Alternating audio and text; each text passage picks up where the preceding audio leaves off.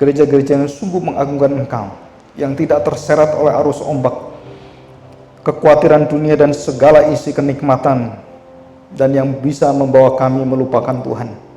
Bahkan di mimbar pun tidak ada suara Tuhan di sana.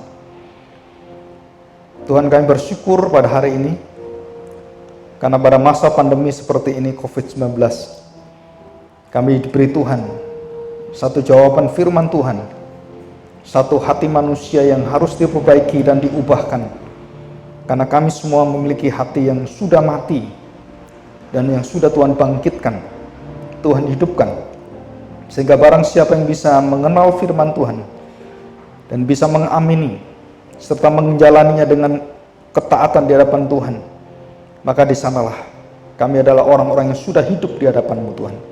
Terima kasih Bapa, berkatilah kami dan bawalah seluruh hati kami sebagai tempat di mana Engkau hadir, sebagai tempat ruang maha suci-Mu.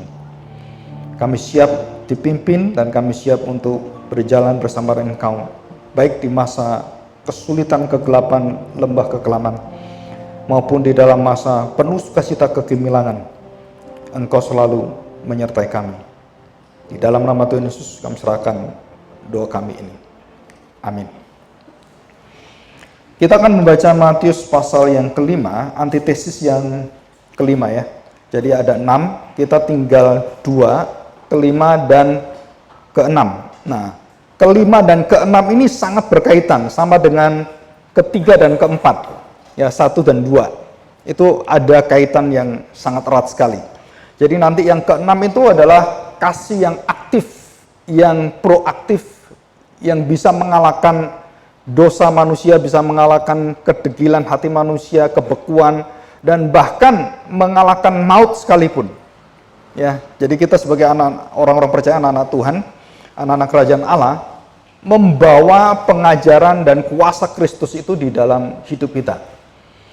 Dan kita membangun satu sistem yang baru, satu keindahan yang baru, satu kekuatan yang baru, bukan kekuatan dari dunia ini, hikmat dari dunia, tetapi penggenapan hukum Taurat di dalam Kristus yang membangun kembali kerajaan Israel yang baru. Jadi bukan Israel yang lama, Israel yang di dalam Kristus. Nah, kita akan belajar ini.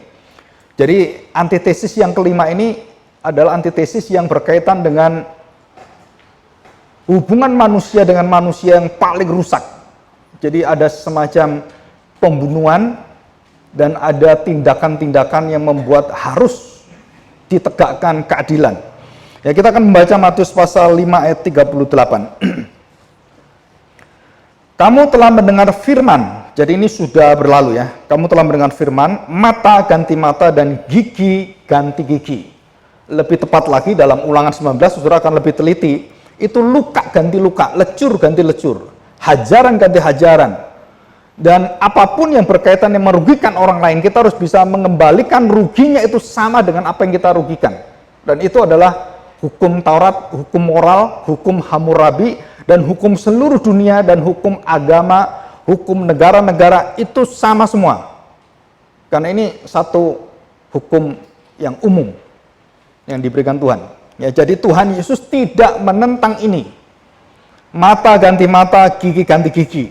Ya, cuman yang ditentang Tuhan adalah penafsiran yang salah dan aplikasi yang kebablasan. Dan ini yang ditentang Tuhan. Nah, kita lihat ayat yang ke-39. Tetapi aku berkata kepadamu, janganlah kamu melawan, nah garis bawah ini ya, janganlah kamu melawan orang yang berbuat jahat kepadamu, apapun bentuknya, dari yang ringan sampai yang berat,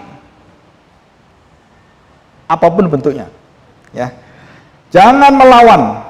Jadi perintah pertama untuk melawan dan mengembalikan semangat mata ganti mata, gigi ganti gigi adalah janganlah melawan orang yang berbuat jahat kepadamu, melainkan siapapun yang menampar pipi kananmu, berilah juga kepadanya pipi kirimu. Itu artinya harga diri muka kita, dan itu penghinaan yang luar biasa sampai kita ditempeleng orang gitu. Ya, dan itu kalau seorang perempuan ditempeleng laki-laki, itu satu penghinaan yang boleh dikatakan itu adalah harga dirinya sudah nggak ada. Ya, nyawanya sudah nggak ada artinya. sebagai orang yang mungkin istrinya atau orang tuanya atau siapa anaknya gitu ya, kalau sampai itu ditempeleng, itu menyatakan bahwa kamu itu sudah nggak ada harganya sama sekali. Sudah keterlaluan. Kalau dia benar kan, masalahnya di situ. Nah, melainkan siapapun yang menampar pipi kananmu, otomatis karena dikatakan jangan melawan, berarti orang yang menampar kita itu orang yang salah, bukan orang benar. Bisa ngertiin ya? Jadi menampar pipi kananmu, kita diminta untuk apa? Memberikan pipi kiri kita. Setelah hukum ini kalau kita lihat adalah hukum secara literal, penafsiran secara literal, itu menunjukkan pengejekan, penghinaan, dan kebodohan, ketololan yang luar biasa. Orang Kristen itu diajar bodoh sekali, tempeleng pipi kanan, suruh kasih pipi kiri, nggak ada keadilannya. Apakah betul seperti ini? Bukan. Sudah jauh lebih daripada itu, malah di dalam tingkah laku cara seperti ini, sebenarnya bukan penafsiran secara literal yang kita lihat, tetapi penafsiran secara semangat, esensi hakiki, dan kekuatan dari ilahi, roh itu yang ada. Jadi waktu kita ditampar, karena orang yang nampar itu orang yang jahat, orang yang salah, otomatis kita berkata apa? Saya benar, saya berhak untuk melawan. Di situ, Saudara. Minggu yang lalu kita sudah mendengarkan ini, ya, penjelasan antitesis yang keempat. Saudara, kita selalu kalau kita merasa benar, kita itu selalu ingin menyatakan yang benar itu siapa, gitu. Dan tidak semua kebenaran dinyatakan secara terbuka itu akan menjadi pelembut dan kemudian dosa itu bisa dihapuskan atau diterima. Belum tentu, Saudara. Ya, jadi mengapa Tuhan Yesus melarang jangan melawan? Artinya jangan menentang, jangan membalas. Jadi waktu kita mengatakan saya benar, kenapa kamu tempeleng saya? Nah, itu kata-kata Tuhan Yesus persis sama. Dalam Yohanes 18. Masih ingat? Tuhan Yesus ditampar dengan tentara itu. Dan kemudian Tuhan Yesus mengatakan, kalau saya ini salah, kamu tampar saya, itu memang harus ditampar. Tapi kalau saya benar, kenapa kamu tampar saya? Dan Tuhan Yesus tidak memberikan pipi kirinya. Ini pipi kiri. Enggak loh, Saudara. Waktu Tuhan Yesus menyatakan, mengapa kamu tampar saya? Kalau saya benar, kenapa kamu tampar saya? Seharusnya kamu membela saya. Jadi kamu harusnya tidak menghakimi saya, tidak mengadili saya dengan menampar itu. Jadi ini masalah apa? Pengadilan. Masalah kelayakan yang harus dihukum. Kamu salah ditempeleng. Nah, siapa yang menentukan menghukum keadilan dan memberikan jatuh hukuman berapa dan ukurannya apa? Saudara, itu bukan manusia yang bisa melakukan, tetapi Tuhan. Jadi tidak boleh ada satu manusia boleh membalas kejahatan dengan kejahatan. Dan itu harus kembali pada perintah Tuhan. Dan itu maksud Tuhan Yesus di sini. Jadi ditempeleng pipi kananmu dan berilah pipi kirimu, artinya Saudara, bukan kita kemudian lemah, kita ngalah terus dicek-cek, bukan Saudara. Tetapi menyatakan keadilan Tuhan, menyatakan kesempurnaan hukum Tuhan, menyatakan bahwa Dia memberikan pipi kiri bukan mengalah, tetapi menyatakan keadilan, menyatakan siapa yang harus dinyatakan benar adalah pada waktu pipi kirinya diberikan, brak, dipukul lagi. Nah, kamu dinyatakan salah mutlak dan saya benar mutlak. Dan itu adil. Jadi artinya dosa orang itu waktu dia marah dengan dosanya, dia tempeleng terus beri pipi kiri, ditempeleng lagi, itu artinya dosanya sempurna. Dan layak kamu dibinasakan. Dan waktu saya mengalah, saya kelihatannya kalah, tapi saya mendapatkan hak saya. Apa? Saya dibenarkan. Dia dibinasakan. Dan itulah keadilannya. Saudara, kita lihat selanjutnya. Saudara perhatikan perkataan Tuhan Yesus, berilah. Jadi artinya saudara-saudara diminta rela. Diminta untuk dengan tulus, saudara jangan membalas.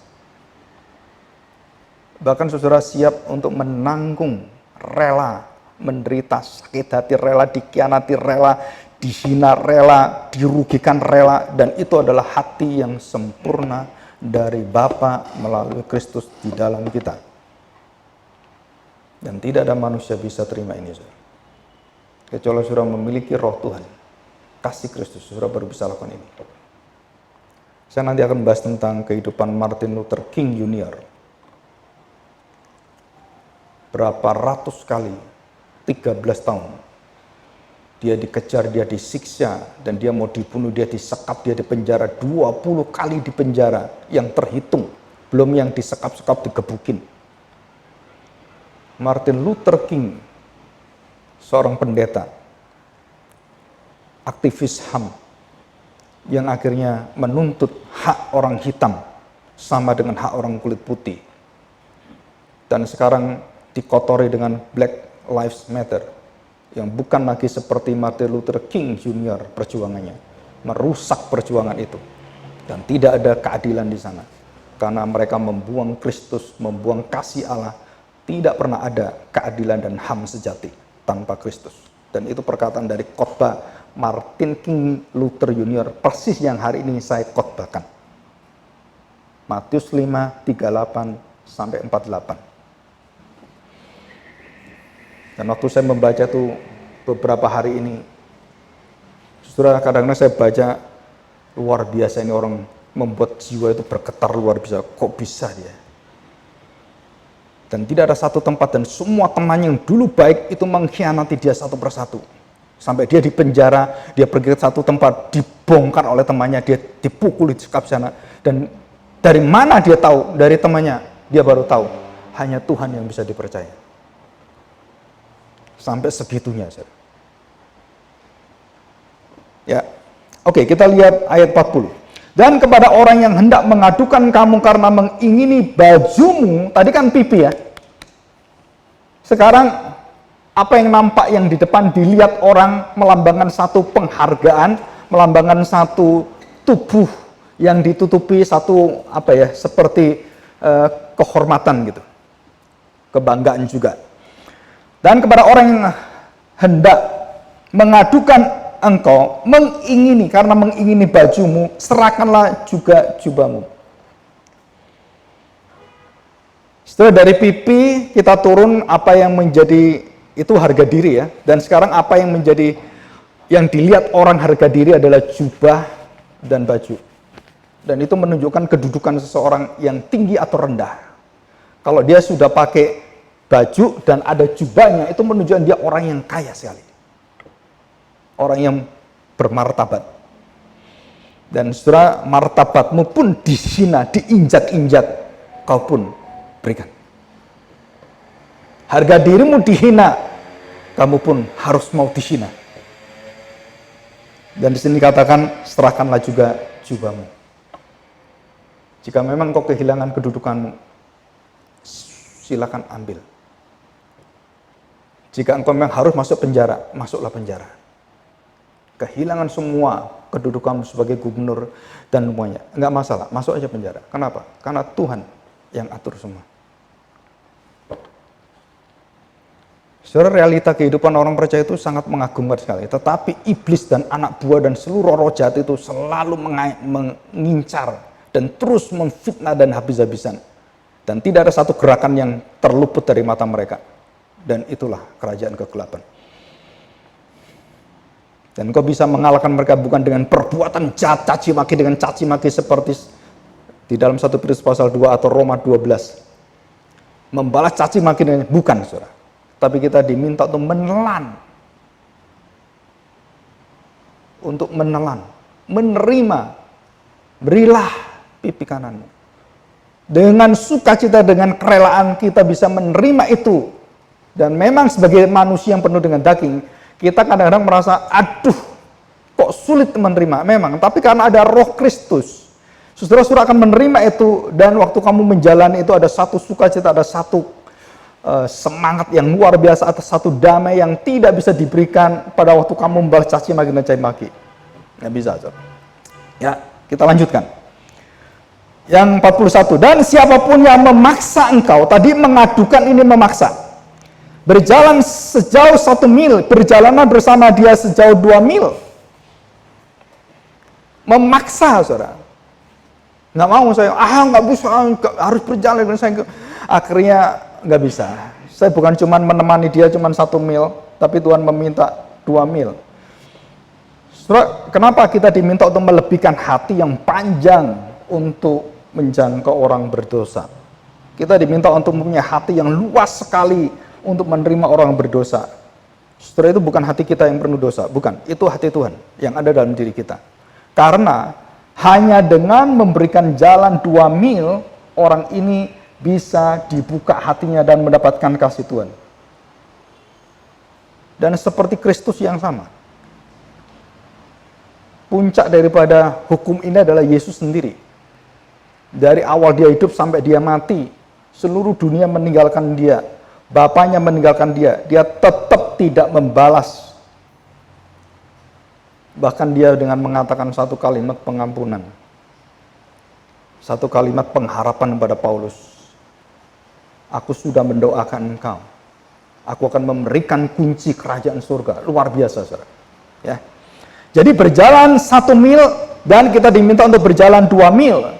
Jadi artinya apa, saudara? Kadang-kadang tenaga kita diminta untuk mengerjakan sesuatu yang kita nggak suka, sesuatu yang sulit sekali, apakah itu di dalam bentuk organisasi pelayanan pekerjaan dan lain-lain, saudara. Saudara harus tahu bahwa kamu berjalan bukan yang 1 mil, tapi 2 mil. Dan itu berlaku bukan hanya dengan orang yang jahat dengan kita, termasuk dengan keluarga kita dan dengan anak cucu kita. Jadi kalau saya masih ingat, kakek saya mengantar saya waktu kecil. Ya, dia mati kalau nggak salah kena lever. Ya.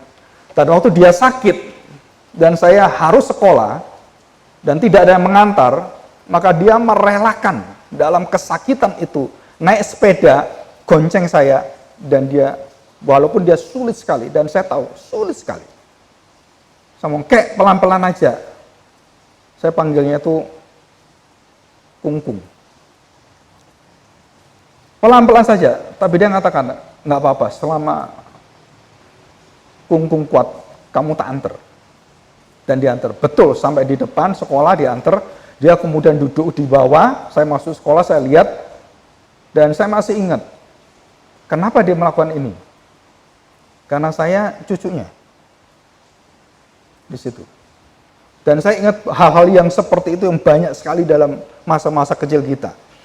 Apa yang membuat kita melihat bahwa orang itu bisa rela memberikan bukan hanya pada saat dia sehat, pada saat dia sulit sekali, dan dia penuh dengan kasih kepada cucunya. Dia lakukan itu dan dia rela, saudara. Saudara, kita bersyukur jika dunia ini masih ada kasih seperti ini. Dan Tuhan itu menahan kejahatan dengan kasih seperti ini. Bayangkan kalau tidak ada kasih seperti ini waktu kita anak-anak. Kita mau jadi bajingan semua. Yang tidak punya perasaan, nggak punya pengertian, membalas kejahatan dengan kejahatan. Pokoknya nggak terima, sikat nggak terima gitu kan. Enggak, saudara. Tapi Tuhan masih memelihara dunia ini dengan kasih yang luar biasa. Ya. Jadi memaksa engkau, saudara, lakukan dengan rela. Berapa? Bukan 1 mil, 2 mil. Bukalah hatimu. Serahkanlah pada Tuhan dan jalani itu, engkau akan melihat sukacita yang luar biasa bersama dengan Tuhan. Ya. 42. Nah, ini yang paling sulit, saudara. Berilah kepada orang yang meminta kepadamu dan janganlah menolak orang yang mau meminjam daripadamu. Minjam apa? Apapun, saudara, termasuk duit. Kenapa? Saudara bayangkan, ya bayangkan. Ini bukan orang kesusahan. Ini orang dalam kelicikan. Orang jahat. Kalau saudara mungkin ingat, saya pernah marah dengan papa saya. Kenapa ada orang datang, papa saya tahu itu orang nggak benar, pendeta nggak benar, tetap dia kasih dengan alasan yang ditipu seperti itu. Waktu saya membaca ayat ini, mempraktekannya, benar juga ini ayat ya.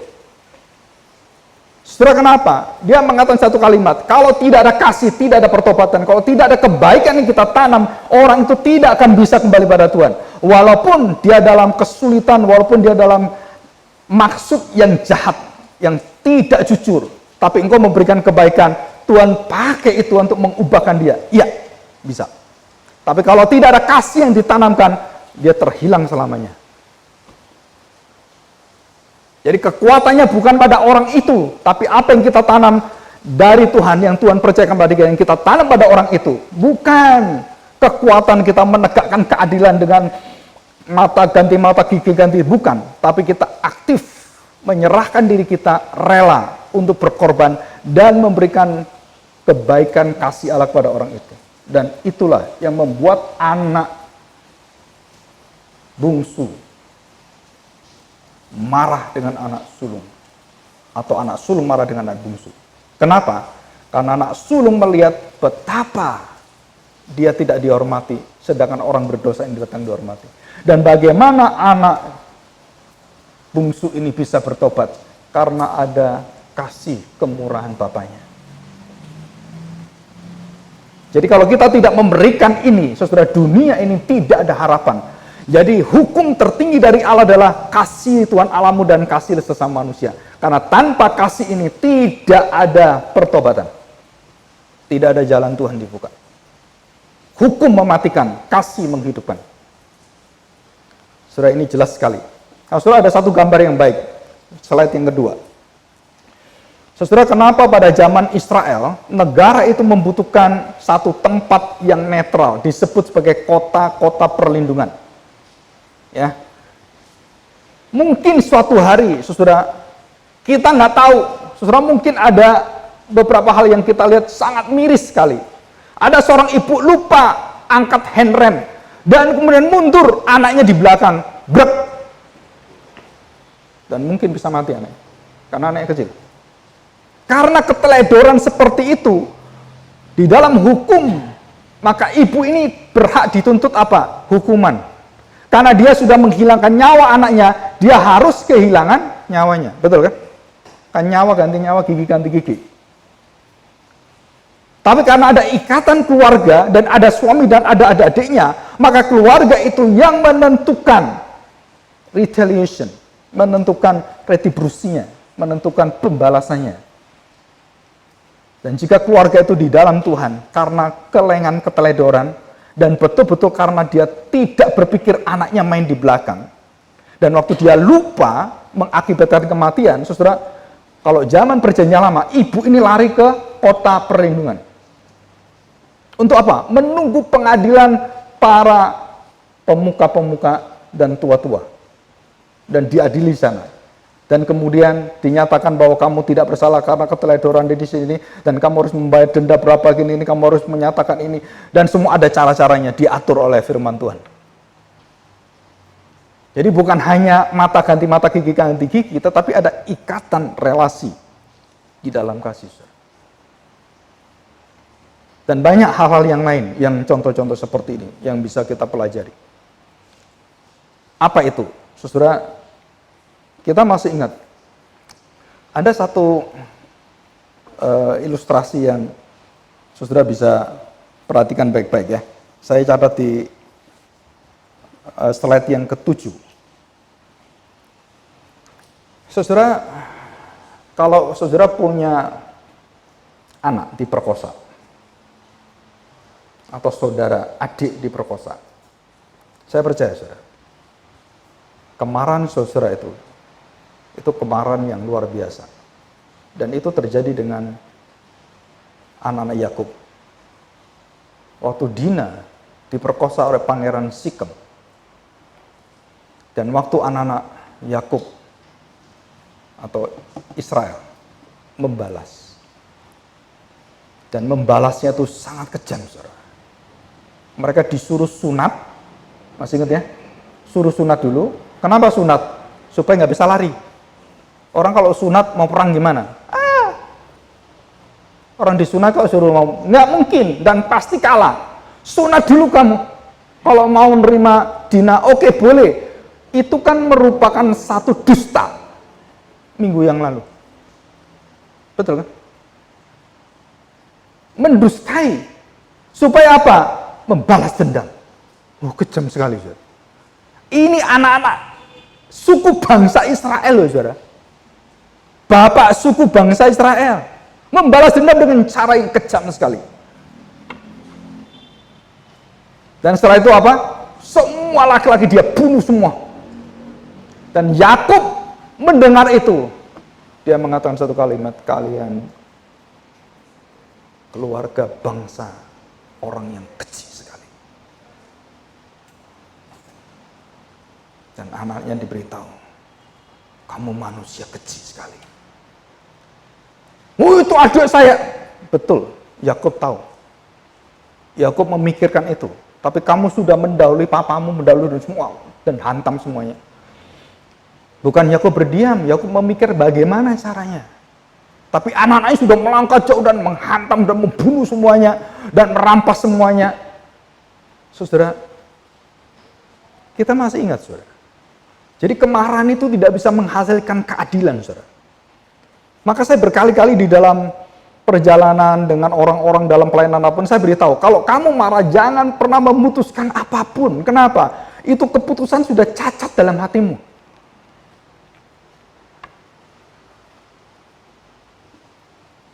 Kenapa, saudara? Tuhan Yesus itu waktu diputuskan oleh pengadilan agama dan kerajaan kaisar daripada Pilatus, ya kan? Adalah cacat hukum. Karena dalam kemarahan mereka memutuskan itu, saudara. Jadi keadilannya bukan keadilan, itu adalah kebohongan dusta yang luar biasa. Dan mereka memakai dusta untuk menghukum, membunuh Kristus. Tapi Yesus melakukan itu sampai di kayu salib dan dia tidak membalas. Indah sekali, saudara. Dunia melihat ini kebodohan luar biasa. Agama-agama melihat iman Kristen, iman yang, memalukan, hina sekali. Kita diejek-ejek. Saya SMP, SMA, sekolah negeri itu diejek-ejek, saudara. Tiap hari, saudara. Tentang Yesus Kristus itu. Setiap kali ada patung Yesus, teman-teman saya lihat waktu di rumah sakit, di mana-mana, selalu dihina. Aduh, mendingnya Tuhan kita tuh ya, nggak telanjang kayak gini. Dengar itu rasanya kayak mau, ya sempat berantem juga, saudara. Bukan nggak berantem, berantem sungguh saya. Karena agama ya menegakkan mata ganti mata saya, gigi ganti gigi, habis semua gigi saya akhirnya. Lawannya orang segitu banyak, anak-anak pejabat, nggak mungkin, saudara. Karena saya sekolah di SMA negeri yang semua di situ anak-anaknya jenderal, saudara. Tapi ya disitulah saya percaya bahwa kita tidak mungkin melakukan kasih yang demikian indah tanpa kekuatan dari Tuhan. Ya. Nah, saudara, kita membuka satu ayat firman Tuhan. Yohanes 18 ayat 23. Yohanes 18 ayat yang ke-23. Jawab Yesus kepadanya. Perhatikan ya. Ayat 22. Ketika ia mengatakan hal itu, seorang penjaga yang berdiri di situ menampar mukanya sambil berkata, begitukah jawabmu kepada imam besar? Kamu nggak sopan sekali. Buah. Ya, jawab Yesus kepadanya. Saudara perhatikan, ini adalah kalimat surgawi, kalimat Allah. Jikalau kataku itu salah, tunjukkanlah salahnya.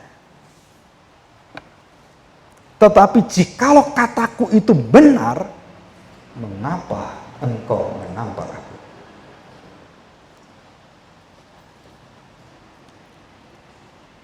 Saya selalu mengatakan kalimat ini dengan bahasa saya sendiri. Kalau dalam pekerjaan ini saya ada yang salah, saya terima, saya minta maaf. Kalau saya benar, kenapa kalian nggak mau ikut?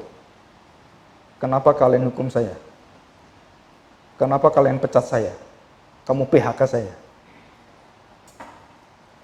Kalimat sama dengan Tuhan Yesus sama. Jadi kita akan tahu motivasi orang yang melakukan, memutuskan itu. Orang yang betul-betul karena dipimpin oleh Tuhan atau dipimpin oleh kemarahannya. Nah, kita akan tahu, wah udah nggak bisa ini. Kenapa? Orang ini sudah tidak melandaskan hidup dalam kebenaran. Bahwa saya akhirnya memutuskan, saya akhirnya dipecat. Kenapa? Karena nggak cocok dengan dia. Dan banyak orang-orang yang hasil korban sentimen pribadi dibuangi. Seperti itu. Nah, mungkin saudara pernah mengalami itu dalam pekerjaan, dalam banyak hal. Dan saudara, itu adalah salah satu cara hidup kita untuk bersama dengan Tuhan memikul salib. Jadi jangan takut, saudara. Ya. Oke, nah saudara perhatikan ayat yang ke-24. Maka Hanas mengirim dia terbelenggu kepada Kayafas, imam besar itu. Jadi setelah diadili pertama, bawa ke Kayafas, kemudian dibawa ke pengadilan negara, dan seterusnya. Dan dibawa terus kemana-mana. Ya. Nah, saudara, kita akan melihat di dalam ayat, di dalam 1 Timotius 5 ayat 18. 1 Timotius 5 ayat 18. Bukankah kitab suci berkata, janganlah engkau memberangus mulut lembu yang sedang mengirik, dan lagi, seorang pekerja patut mendapat upahnya. Jadi artinya begini, saudara. Jadi kalimat-kalimat Tuhan Yesus yang mengatakan berilah pipi kirimu, karena pipi kananmu dirugikan, dan kamu harus siap untuk dirugikan lebih dari itu. Dan kamu mau terima itu dengan satu kerelaan, satu sukacita, maka kamu akan melihat betapa besarnya kasih dalam hidupmu, dan engkau sudah bisa mengalahkan dosa di dalam dirimu. Bukan dosanya orang itu, tetapi dosa yang sudah menggerogoti kamu itu sudah hilang kuasanya, dan kamu bisa berjalan 2 mil. Kamu bisa memberikan jubahmu, kamu bisa memberikan pipi kirimu untuk ditampar. Artinya kamu sudah beres, dan kamu sudah merdeka, dan kamu tidak lagi diatur, ditentukan oleh dosa-dosa dan situasi yang membuat engkau terjebak di sana. Dan itulah kekuatan kesaksian iman Kristen. Jadi saudara, dikatakan kita harus tahu bahwa semua orang patut mendapatkan apa yang dia kerjakan. Bahkan di dalam 2 Tesalonika pasal 3:10, orang yang tidak kerja jangan dikasih makan. Kamu kerja baru kasih makan.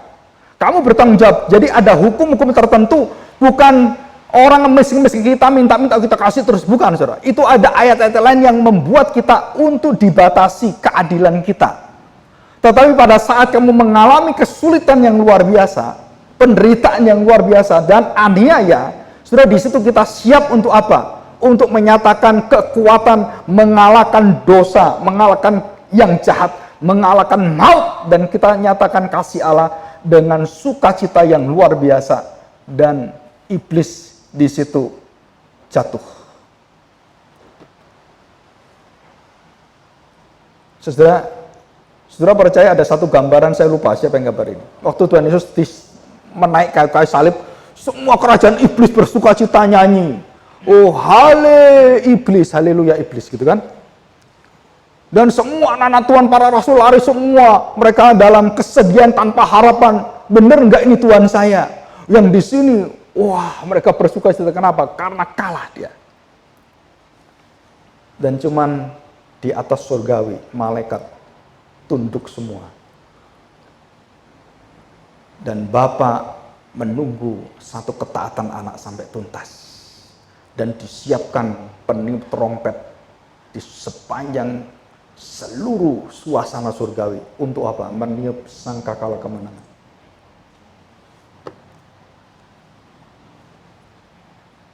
Saudara, kadang-kadang kita sulit sekali melihat orang yang dalam keterpurukan, dan kemudian orang yang tidak bisa melakukan apapun, terus kita melihat ya udah, ya nasibnya seperti itu. Saudara, jangan menghina orang seperti ini. Saudara tahu, mulai dari tokoh-tokoh yang ada, orang-orang besar yang kita lihat semuanya, saudara lihat semua, itu orang-orang yang dari bawah, dari kehancuran yang luar biasa. Saudara sebut saudara Jack Ma, itu orang yang menderitanya luar biasa. Steve Jobs, saudara pikir orangnya enak? Saudara lihat semuanya itu. Bahkan Mahatma Gandhi pun dalam penderitaannya, dia melihat figur Kristus yang menguatkan dia, yang mendorong dia, dan yang memberikan dia hadiah India merdeka.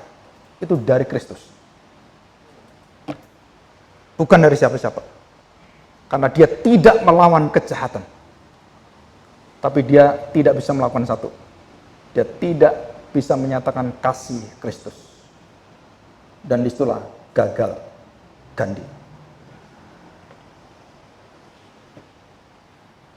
Dan dia selalu berkata, Kristus saya kagum luar biasa, tapi Kristen bepuk semua. Kalau orang Kristen Kristus, maka orang India jangan tunggu 100 tahun. Besok aja banyak orang datang dan mengaku menjadi orang percaya. Dia ngomong seperti ini. Jadi kelemahan kekristenan di India adalah orang Kristen tidak seperti Kristus, dan termasuk di Indonesia. Ya, oke, saya akan bacakan yang terakhir. Coba, tapi di situ nggak ada kelihatan. Saudara, ini adalah satu perjalanan Martin Luther King Jr. sebagai penutup. Ya. Bagaimana dia melaksanakan apa yang dikhotbahkan Matius pasal 5 ayat 38 sampai 48. Ya, kita akan berkhotbah ini 2 kali. Minggu depan kita berkhotbah tentang kasih dan kasih yang sempurna dari Allah. Martin Luther King yang pertama, saudara, waktu dia dipecat dan dinyatakan sebagai sekte dari Roma Katolik, dari orang-orang yang tidak menerima dia, bukan Roma Katolik, dari semua orang yang tidak menerima dia, dan dari gereja di mana dia hadir, dia kemudian dibuang dari gereja itu. Karena gereja itu adalah gereja yang selalu menegakkan white collar yang tertinggi, orang kulit putih yang tertinggi. Nah, saudara, di situ mulai saat itulah dia yang pertama, saudara, kejadian yang paling mengerikan, rumahnya dibom, hancur semuanya, dan tidak diberitahukan di situ yang mati siapa. Saudara, dari hari ke hari dia dituduh sebagai sosialis dan komunis. Dan seluruh gereja Tuhan, dan seluruh pendeta-pendeta menganggap dia adalah sesat. Karena dia dianggap komunis sosialis. Karena sosialis itu kan hak manusia. Berkaitan keadilan sosial, dianggap sosialis, liberalis dan semuanya. Tapi Martin Luther King tetap berdiri. Dan fitnahnya keji sekali. Sampai akhirnya kependetaan dia diminta untuk dicopot. Ya. Dia nggak peduli itu semua. Saudara, kemudian dia disekap di setiap kota. Begitu dia terdengar ada Martin Luther King, dia dikejar-kejar dan dia ditangkap dan dia kemudian dimasukkan ke penjara. Dan itu berjalan lebih dari 13 tahun. Ya, saudara, apa yang dalam isi khotbah yang dicatat dan bukunya itu ada sampai sekarang? Khotbahnya Martin Luther King. Tidak ada satu kalimat membenci musuh-musuhnya, membenci orang yang mengkhianati dia, dan mencaci maki hal seperti itu. Tidak ada. Dan bahkan dia mengatakan, indahnya jika Amerika bisa mengalahkan dosa maut ini. Alangkah indahnya jika musuh itu yang jauh menjadi dekat, dan musuh itu menjadi sesama, sesaudara dengan kita. Dan waktu dia mengatakan kalimat ini, besoknya dia dibunuh oleh orang yang sangat cinta dia. Ini persis seperti Yudas. Kecewa dengan dia karena orang negro harus mencintai, mengasihi orang-orang kulit putih, dan tidak ada membenci orang putih, tidak akan habis-habisnya. Maka kamu dengan kasih dari Tuhan, kamu harus rela untuk memberikan hidupmu, berikan jubahmu, berikan pipi kirimu, dan perjalanan 2 mil, dan pinjamkan semua yang mereka minta. Sesudah tahu, setelah khotbah berjalan, selesai,